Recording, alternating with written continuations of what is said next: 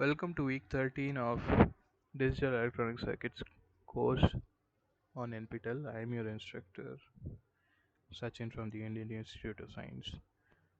Today is the final live session for this semester's course, and we already covered all the topics in the previous weeks that we intended to cover. This week I'll just solve a few gate problems in the GATE EC paper of previous years, and specifically digital electronics related problems. I won't be solving all the other problems. You can look up those solutions yourself.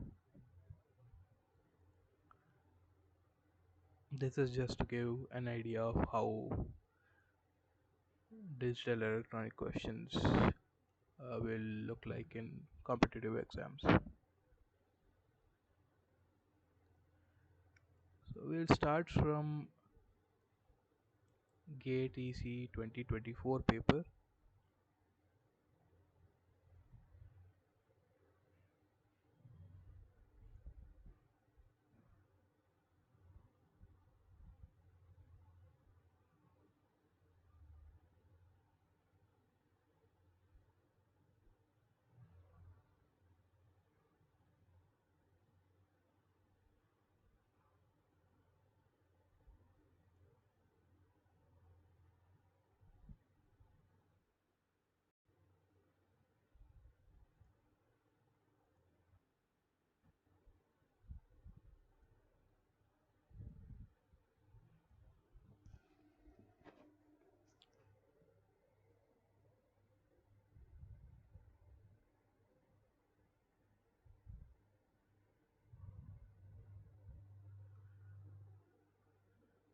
So we'll start with a few questions from GATE 2024 EC paper. Of course, I will not cover all the questions. I will only cover a few questions related to digital electronics. First question I'll solve is for the Boolean function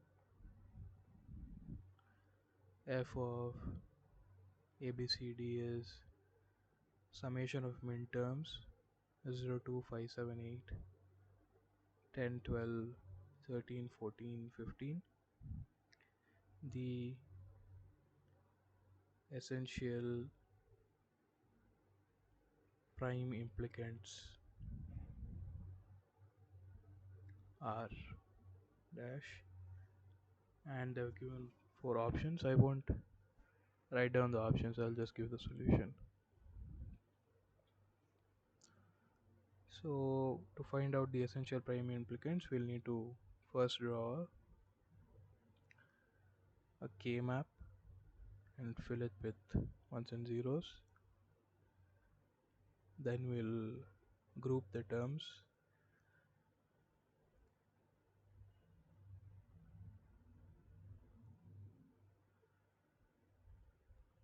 which will give us prime implicants, and only those prime implicants which cover a one exclusively are essential prime implicants.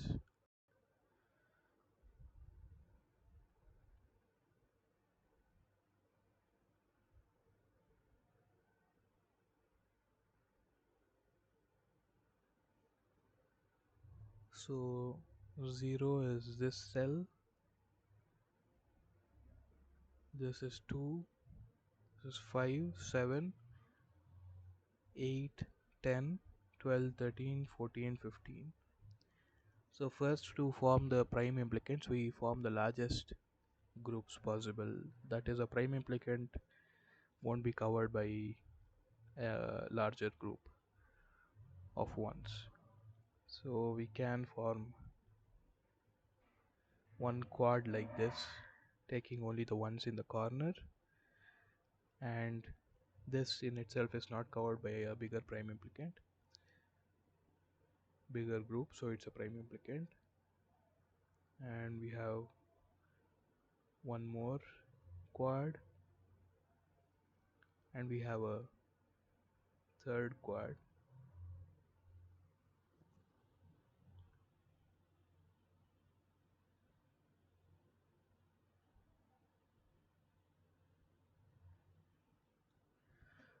Now we observe that this one and this one, both of those ones are covered only by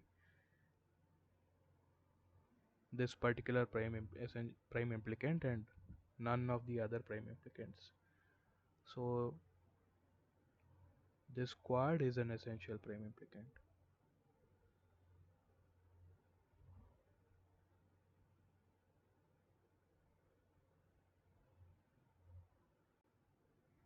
And that quad is BD.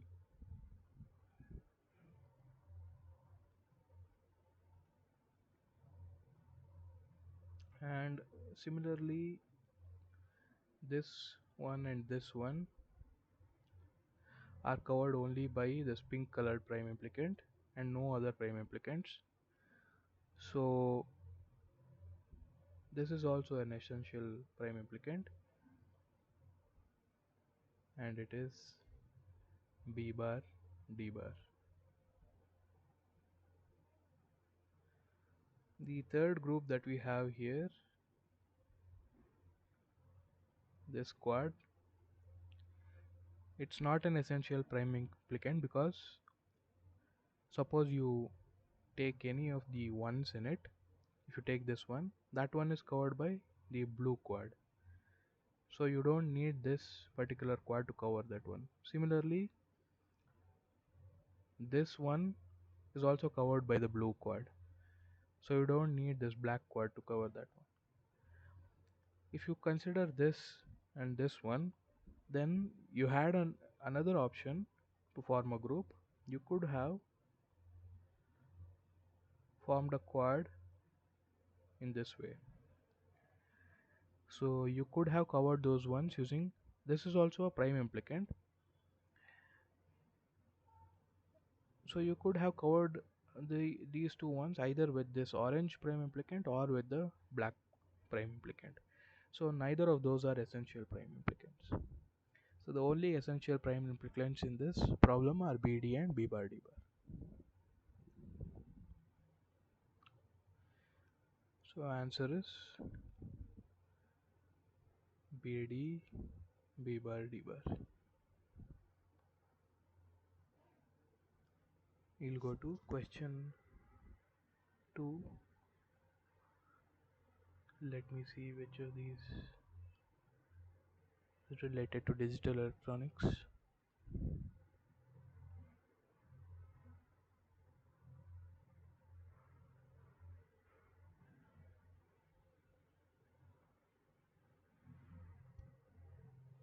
Give me a minute, I'm getting a call. Alright, sorry for the interruption. Where was I?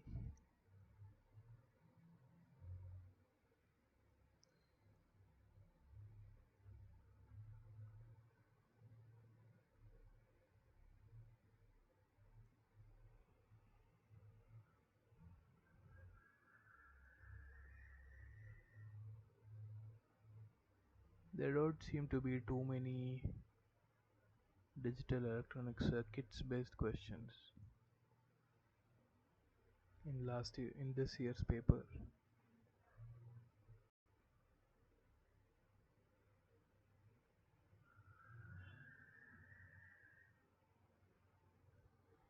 Okay, we have a question based on ADCs. A full scale sinusoidal signal is applied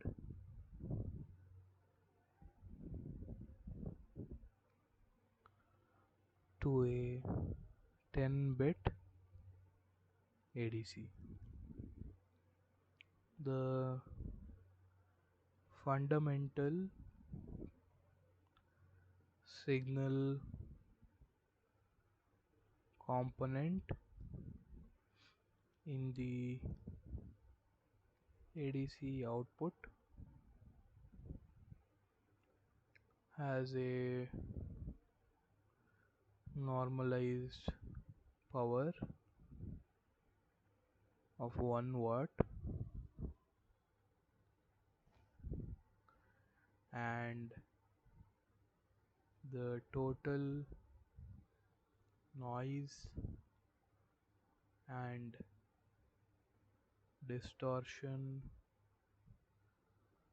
normalized power is 10 microwatts.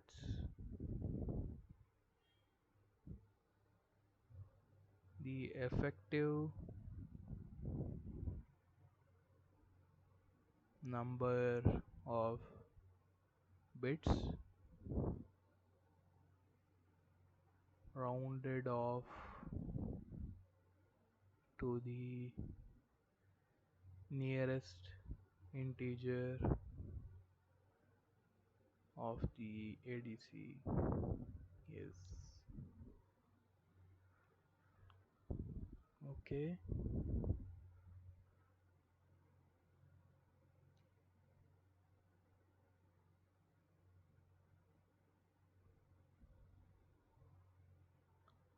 They're given the distortion, noise and distortion normalized power is 10 microwatts. So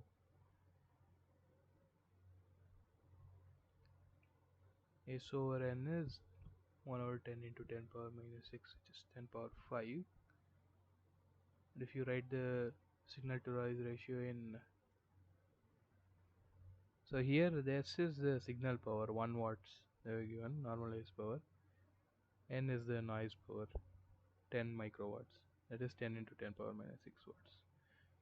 So the SNR of this is, signal to noise ratio, is S over NQ, which is 10 power 5, and we take that in decibels.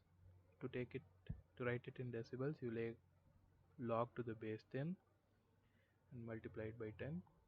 So log to the base 10 of 10 power 5 is 5.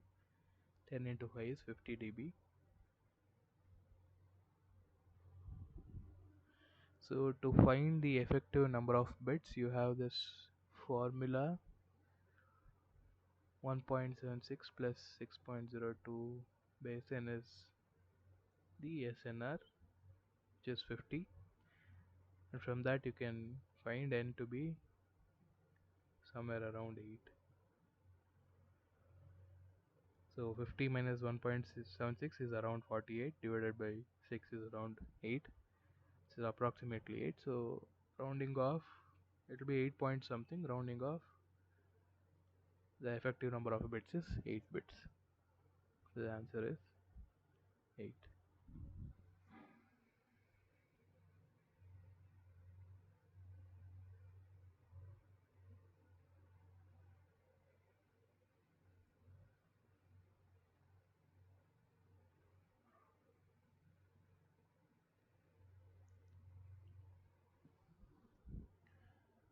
Okay, next question. A 4-bit priority encoder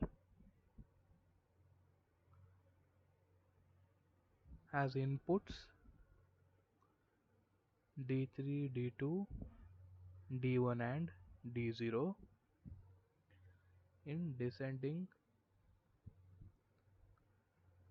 order of priority. So in an encoder, when you select one of the lines, that line will be encoded into some bit pattern, and usually D3 will be encoded into the binary number 3, that is 1 1. D2 will be 0 1, something like that. There will be an encoding. What it is in this question, we'll see. The 2-bit output AB is generated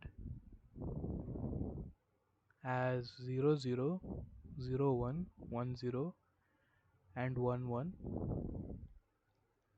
corresponding to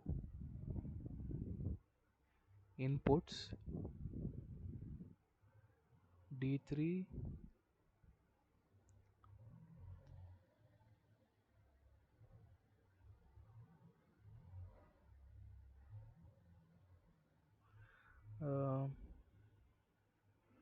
I think there has been a mistake here. Should be corresponding to it puts D0, D1, D2 and D3 respectively. They have given in the opposite order D3, D2, D1, D0, but I think it should be D0 should be encoded to 00, D1 should be encoded to 01, and so on. D3 should be encoded to 11. So we'll solve this particular question. The Boolean expression of the output bit B is, how do we solve this? We write the truth table for the priority encoder. So here one thing to note is that the question says D3, D2, D1, D0 respectively. So if that is what is asked, then you will have to change the truth table accordingly, but I don't think that's correct. So I'll solve it assuming it's D1, D0, D1, D2 and D3. But if they ask in the exam, you will have to take it as D3, D2, D1, D0. So your answer will change. Suppose you don't get any of the options as the right answer, then they will usually give grace marks because it's a mistake from their side.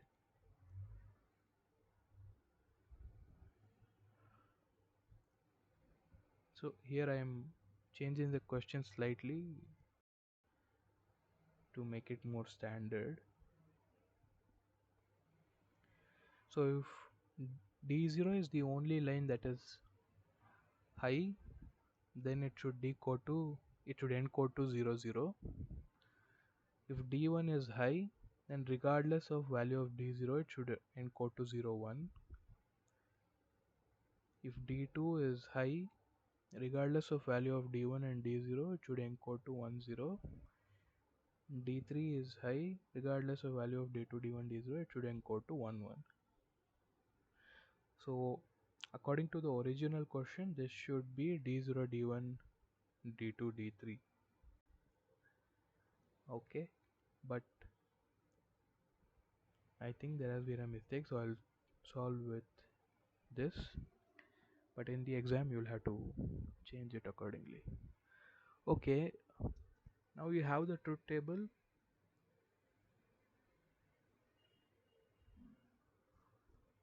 and they're asking what is the expression of the output bit B.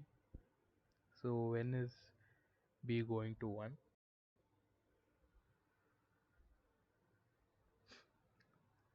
So you could write down a K-map and solve it, or uh, you could write it directly. So this here means D3 must be 0, so D3 bar, D2 must be 0, D2 bar, D1 must be 1, so D1, and we don't care about D0, so the term won't contain D0.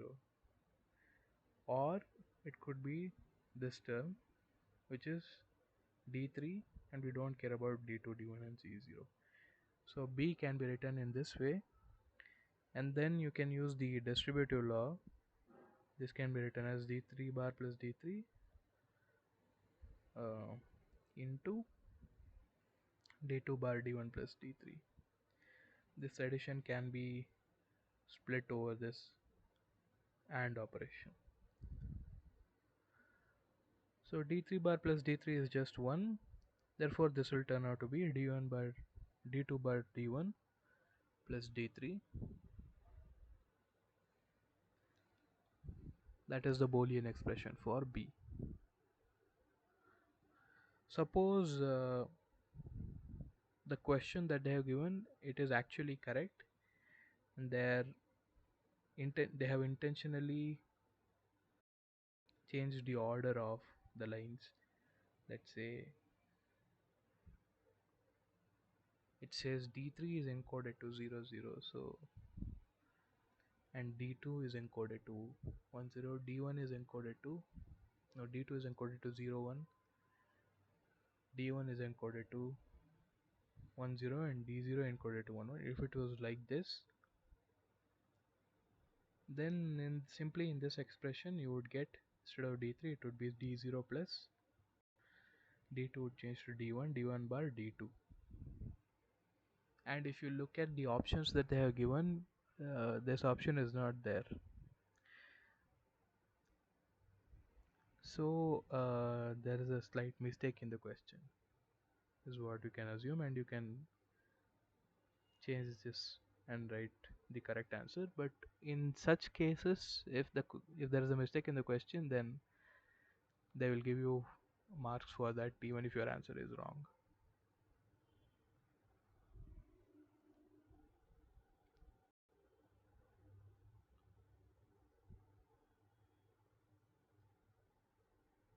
Okay.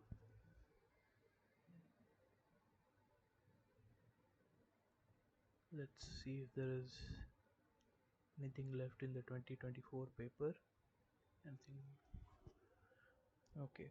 The sequence of states Q1 Q0 of the given synchronous sequential circuit is, the circuit has a T flip-flop connected to a clock signal. Same clock signal is given to another T flip-flop,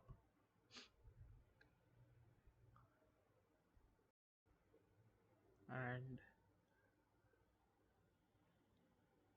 the output of the first T flip-flop is given as one of the inputs to an OR gate. The output of the second T flip-flop is given as another input to the OR gate, and the OR of that is fed as the input to the second flip-flop. And for the first flip-flop, a similar thing is done. You take its output, OR it with Q0 bar, and give that as the input. So they are asking what is the sequence of states Q1 Q0.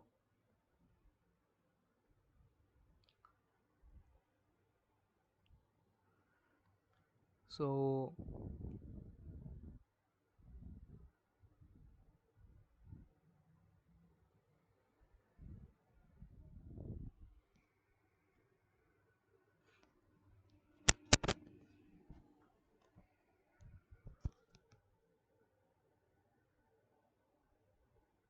let's label the inputs also as T1 and T0 for convenience.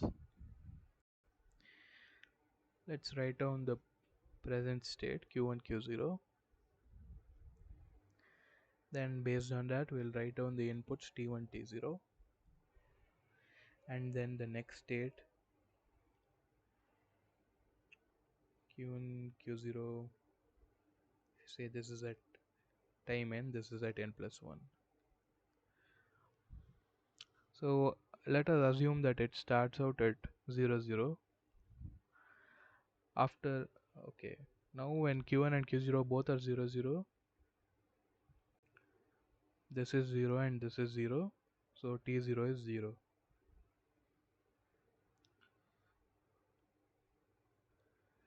T0 is Q0 or Q1. T1 is Q1 or Q0 complement. So 0 plus 0 complement is 1. So T1 T0 is 1. That's initially. So after one clock pulse, the inputs to the first flip input to the first flip flop is 1, and it's a toggle flip-flop. If the input is 1, the output will flip. So Q1, which is 0, will go to, I guess we don't need the third column, we can write it here itself. The next state I'll write down below that. So initially it was 0 0. Since T1 is 1, Q1 will change to 1. Since T0 is 0, Q0 won't flip, won't toggle, it will stay at 0. So it is 1 0 now. From 0 0 it went to 1 0. Next, once Q1 Q0 changes to 1 0, T1 and T0 will also change. T1 will be equal to 1 plus 1 complement, which is 1. T0 is Q0 plus Q1 will become 1 plus 0, which is 1. So when the next clock pulse comes, since T1 T0 both are 1 and 1, Q1 and Q0 both will toggle. So Q1 will go to 0 and Q0 will go to 1. Now T1 is 0 plus 1 complement, which is 0. T0 is 0 plus 1, which is still 1. So in the next clock pulse, Q1 will stay the same and Q0 will toggle. So this will be 0. This will go to 0. Now we found that after 3 clock pulses from 0 0 it came back to 0 0. So it will continue in the same sequence. It will go from 0 0 to 1 0 to 0 1 back to 0 0.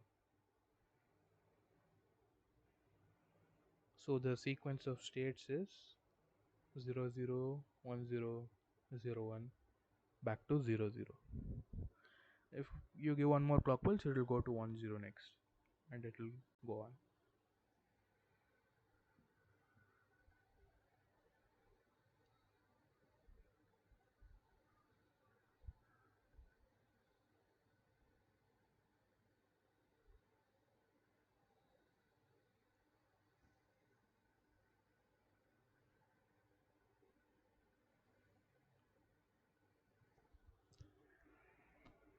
In the next question,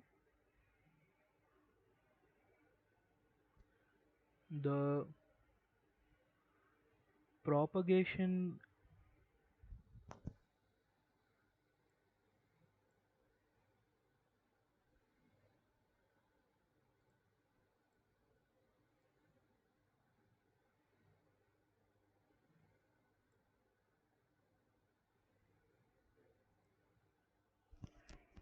the propagation delay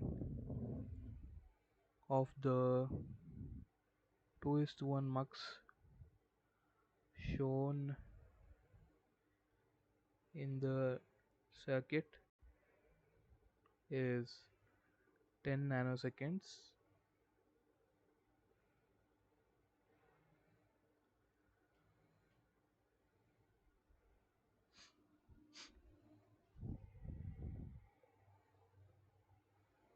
Consider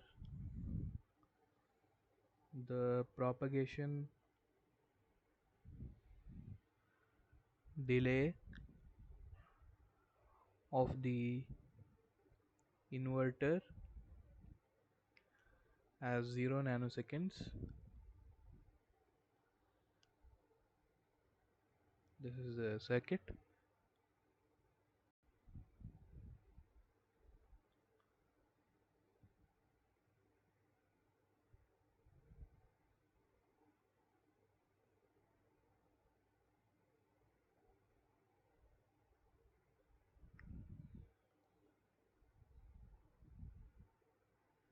If S is set to 1, then the output Y is. Solution is, suppose let's say Y is at 0,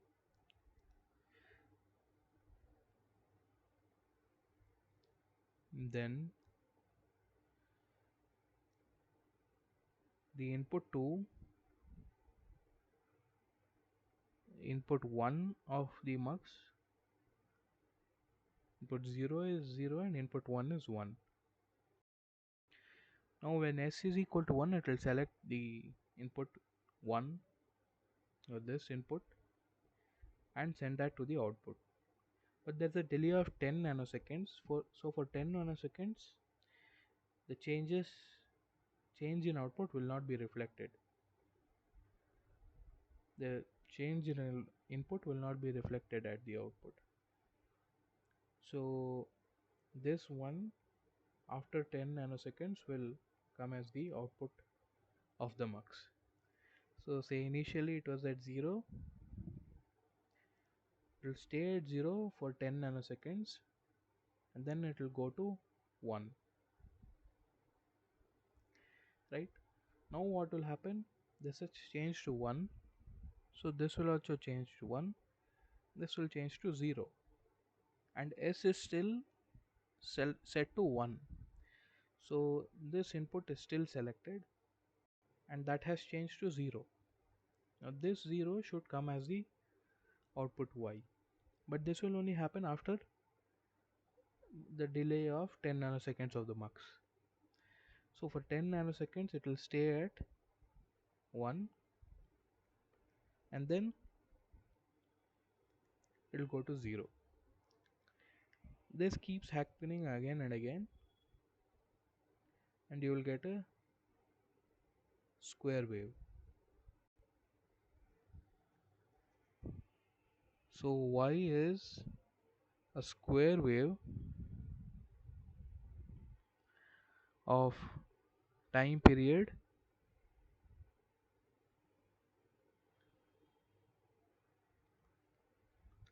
t is equal to 10 plus 10 20 nanoseconds.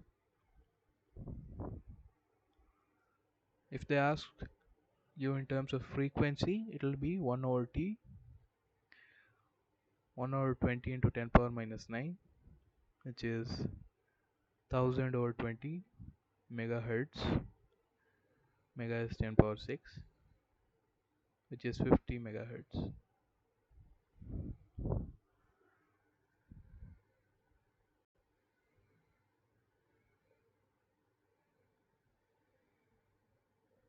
Okay, that's it for GATE 2024 paper. Now let us look at GATE 2023 paper. Probably the 1 hour time will be up by that time.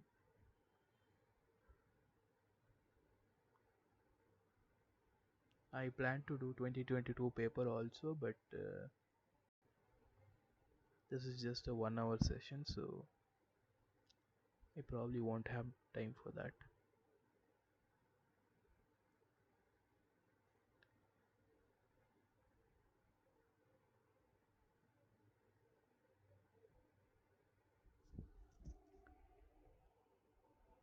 Okay, next question. In the circuit,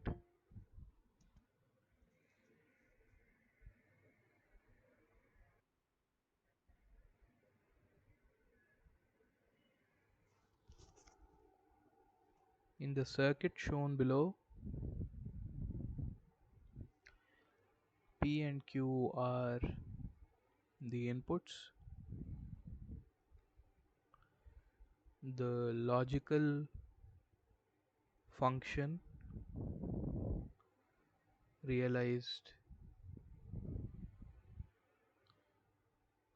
by the circuit is, and the circuit is just a 2:1 mux, two inputs I0 and I1 and one output Y, a select line, and the first input is grounded, so it is connected to 0, second is connected to P, select line is connected to Q. Solution is, output is simply select complement I0, that is Q bar 0, plus select into I1, that is QP, so it is nothing but PQ. It's an AND gate.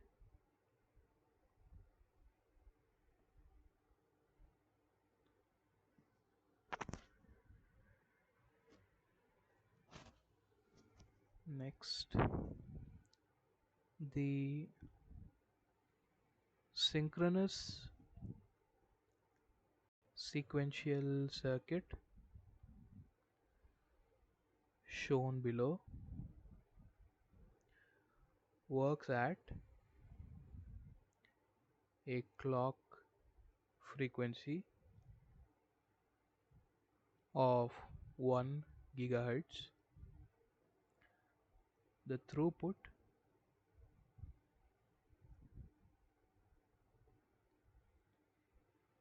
in m bits per second and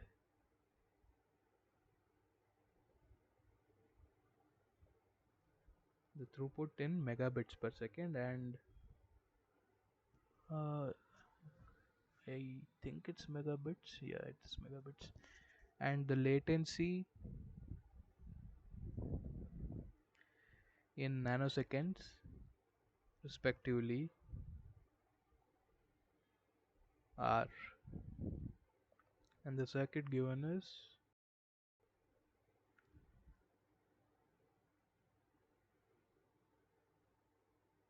there is a D flip flop,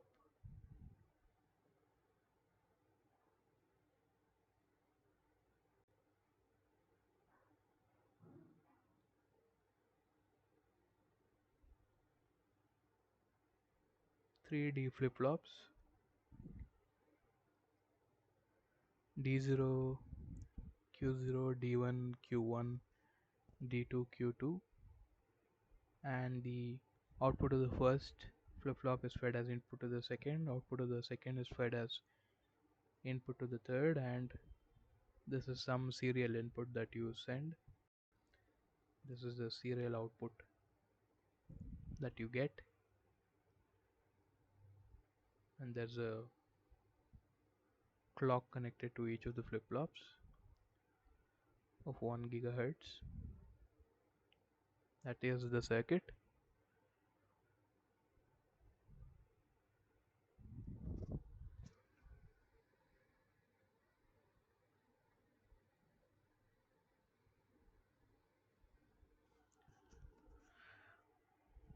Okay,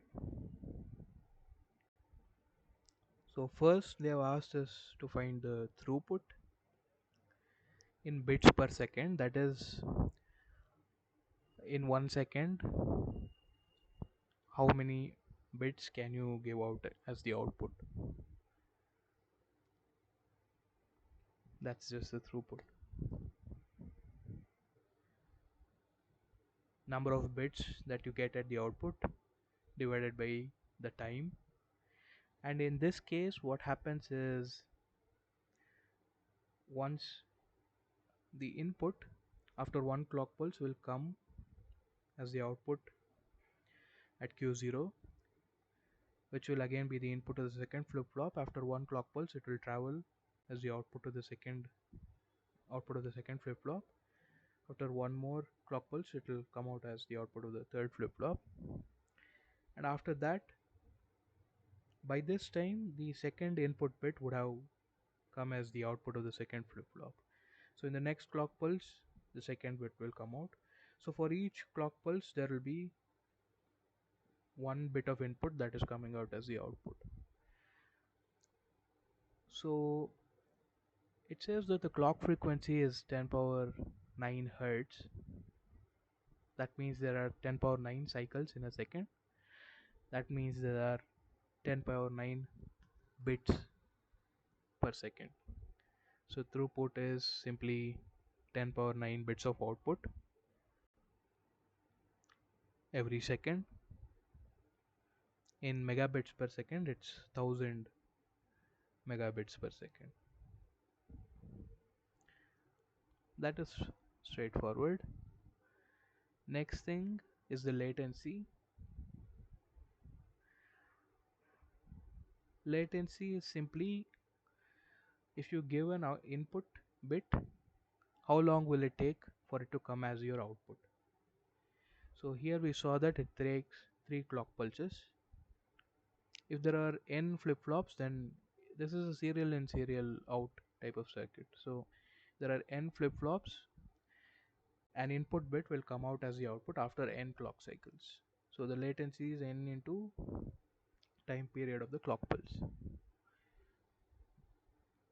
or n by the time period is 1 over the frequency of the clock pulse.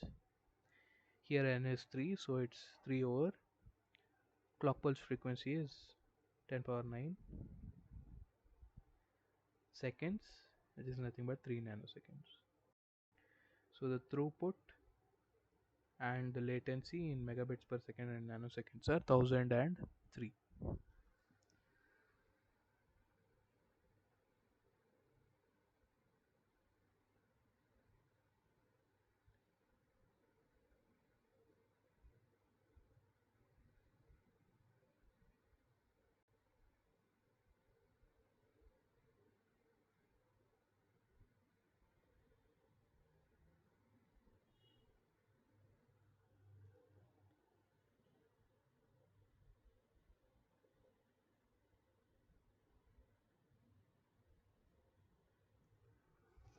Alright, this is question 7. Question 8. For the circuit shown, the propagation delay of each NAND gate is 1 nanosecond. The critical path delay in nanoseconds is, the circuit they are given is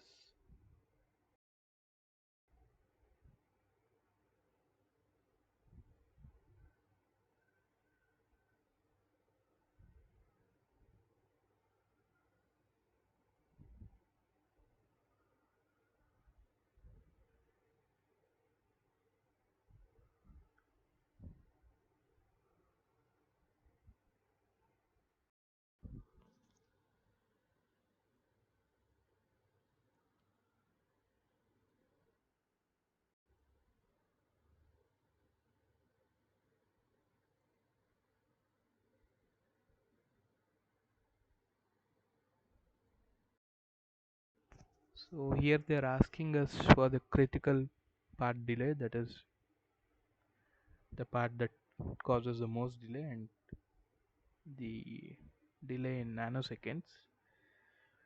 And to find that, we can rewrite the same circuit in this way. So you have A,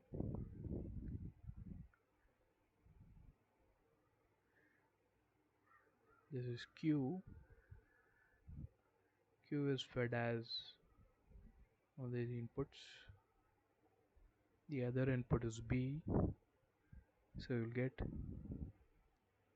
Q bar, and Q bar is fed as one of the inputs to the first NAND gate, sorry.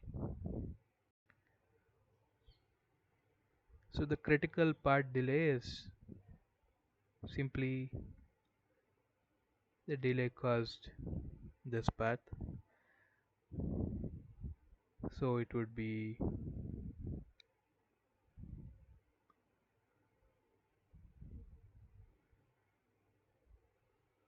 one nanosecond from the first gate and 1 nanosecond from the second gate, so 2 nanoseconds. That is for both Q and Q bar to change. If there is a change in A, then it might take 2 nanoseconds for it to fully reflect at the output.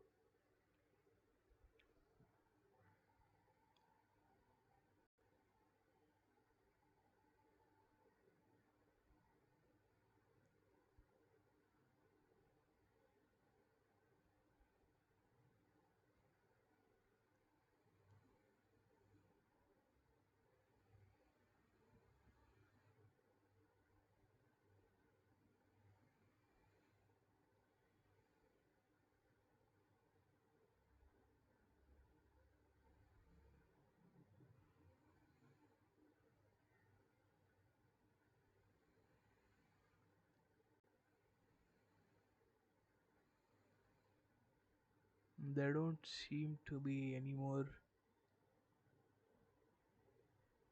related questions in the 2023 paper. Let me check. Okay, there's one more.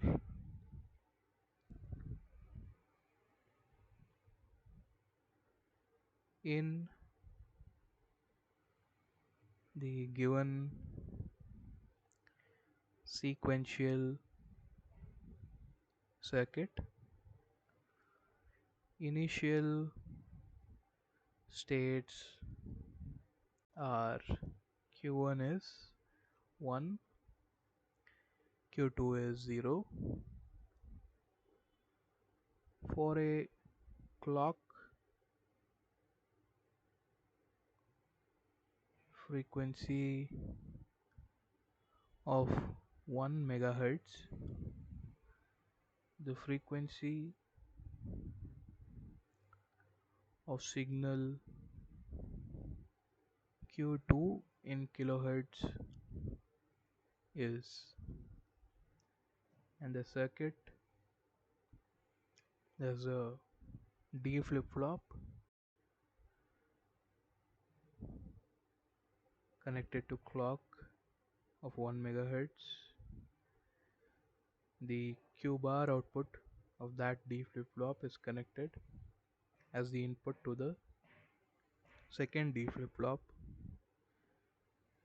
and the same clock pulse is connected to the second D flip flop. The output of the second flip flop is connected as the input to the first flip flop. Now what they're given us is initial state Q1 Q2 is 1 0. That means the initial inputs D1 D2 will be, D1 will be Q2 and D2 will be Q1 bar. So this is 0, this is also 0. So after the first clock pulse, the inputs will be given as the output of the flip flop. Since it's a D flip flop, whatever is at the input after a 10 count, after the clock pulse is given to the flip flop, whatever is that the input will come out as the output. So the inputs are 0 0, the outputs will go to 0 0. Now since the outputs have changed, the inputs to the flip flops will also change, but those changes won't be reflected uh, until the next clock pulse arrives. So the inputs will change to Q2 is 0, Q1 bar is 1, but this won't cause a change in Q1 Q2 until the next clock pulse arrives, at which point the input is transferred to the output side. This again causes a change in the inputs. D1 will be equal to 1, D2 will be equal to 1, which will be transferred to the output side after a clock pulse, and so on.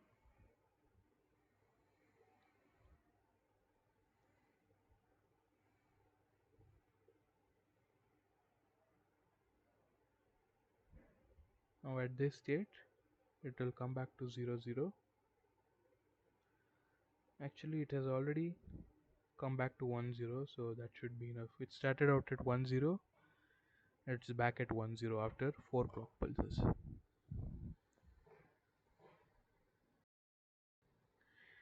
So that means these states will keep cycling through every 4 clock pulses.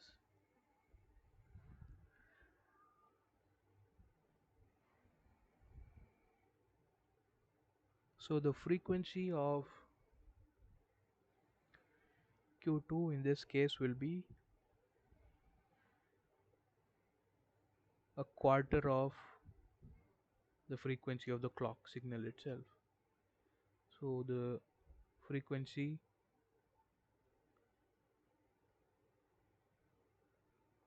signal Q2. You can check that by writing the clock pulses. So initially Q2 was at 0. After the first clock pulse, let's say it's triggered. After the first clock pulse, it stayed at 0, then it went to 1, stayed at 1 for one more clock pulse, then it went to 0. So this entire thing is equivalent to 4 of these clock pulses. So the frequency of Q2 is clock frequency divided by 4, which is 1 megahertz, which is 1000 kilohertz divided by 4, so it is 250 kilohertz. Now they might give a different type of circuit. For example, you saw in one of the earlier questions where the inputs to the flip-flop are uh, a combination of the outputs. So you use a combinational circuit to form the inputs. So it's a mixture of a combinational circuit and a sequential circuit. In such cases, the clock frequency might be manipulated however we want. We could get f1 by 3, f1 by 5, etc., depending on how we connect the inputs to the flip-flop.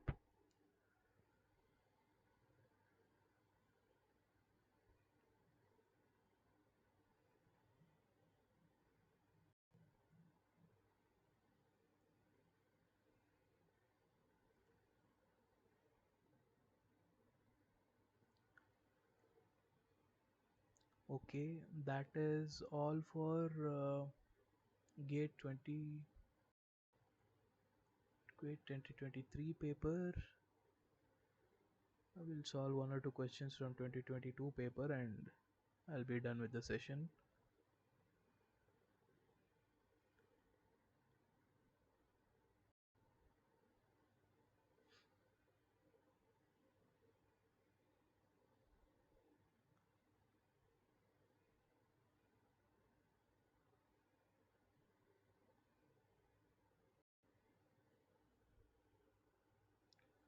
This was question 9.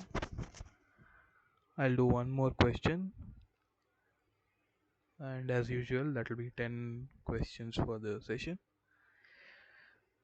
Okay, consider the 2-bit mux shown below for output to be the XOR of C and D. The values for A0, A1, A2 and A3 are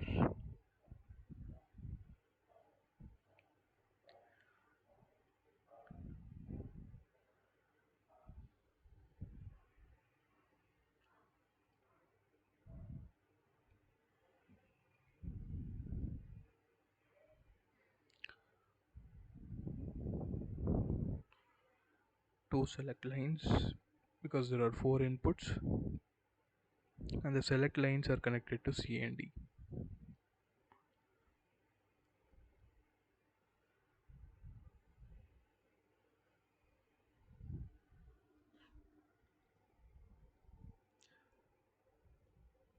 How do we solve this? You know that the output of a mux is simply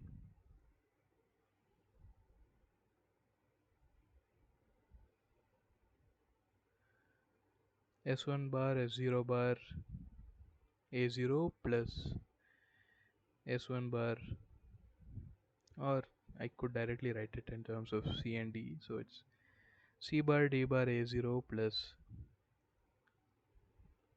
C bar D A1 plus C D bar A2 plus CDA3. Now what do we want? We want C XOR D, which is nothing but C bar D plus CD bar. So we don't want these two terms, CD and C bar D bar. So we can give A0 is equal to A3 is equal to 0. We'll get output is C bar D A1 plus CD bar A2. And if you give A1 is equal to A2 is equal to 1, your output will be C bar D plus CD bar, which is nothing but C XOR D. So you give A0 is 0, A1 is 1, A2 is 1 and A3 is 0.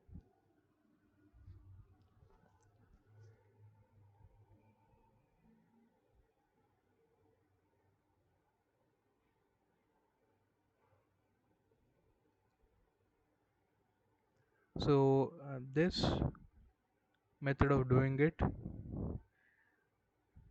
uh, if you take a truth table with two inputs, say, then you will have four input combinations and each of them will be a min term. So this type of thing lets you select what min terms you want. By giving ones and zeros to the proper inputs, you can select among these. This is midterm 0, this is midterm 1, midterm 2 and midterm 3. So you can select any of the midterms.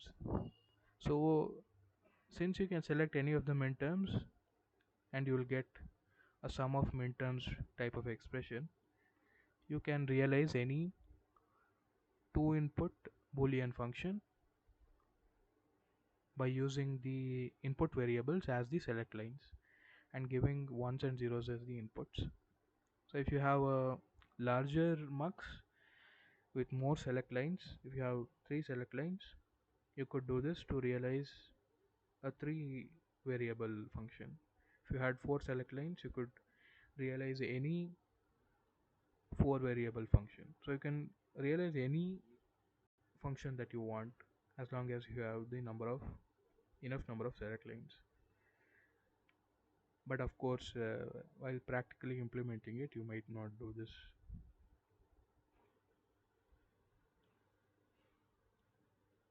Okay, today's session is only for 1 hour, so time is up. I hope you found these questions useful. These are taken from gate papers. I hope you do well on the final exam for the course. All the best. Thank you for attending live sessions till now, and for the people on YouTube for watching the recorded sessions. All the best.